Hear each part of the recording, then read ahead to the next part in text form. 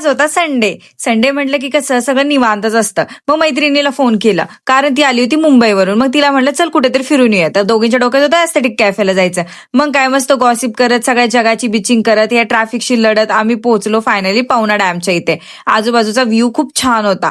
मग नंतर म्हटलं बघितलं तर आत गेल्यानंतर रस्ता तर इतका खराब होता की विचारायला नको, की माझी गाडी सुद्धा तिथे हालत होती त्या रस्त्यामध्ये. त्यानंतर आम्ही गेलो कॅम्पिंगच्या ठिकाणी, पण म्हणजे आम्ही चुकीच्या ठिकाणी गेलो, कारण आमचं बुकिंग नव्हतं. आम्हाला फक्त कॅफेला जायचं होतं. मग म्हटलं आता रिटर्न फायनली परत आम्ही गाडी काढली, परत आम्ही कॅफेच्या ठिकाणी गेलो.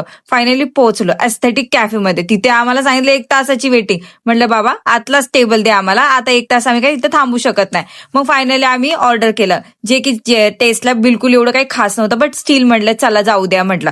मग 3-3.5 हजार उडवल्यानंतर हे स्पेगेटी अगिलिओ काय ते स्ट्रॉबेरी शेक वगैरे आम्ही पिलं. ते झाल्यानंतर आम्ही गेलो डॅमच्या शेजारी फोटोशूट करायला वगैरे. मग तिथे मस्तपैकी व्हिडिओ शूट वगैरे गॉसिप वगैरे करत आम्ही फायनली घरी रिटर्न आलो ना. असा आमचा दिवस संपला. मग भेटूया पुढच्या ब्लॉगमध्ये. बाय.